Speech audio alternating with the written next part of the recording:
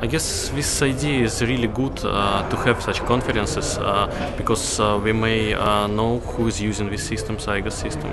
We may meet our friends or get some new friends, share experience, share some configuration or some reporting how it is done in other projects. So this is really good to have it. First of all, we may know the new features available with SIGAS. Then we may use it, we may improve our system, then we definitely will find some new connections around the world. So a lot of countries are here, a lot of operators, which might be our new partners for the future. And it's good to have some connections to them. And this is good for information sharing also. Last year we purchased SIM detection, then global rumor, and quite good configuration of on-site system. And this year, I guess we will continue extend the contract of Global Rumor and SIMBox, and also almost in 2 times we will expand the site configuration.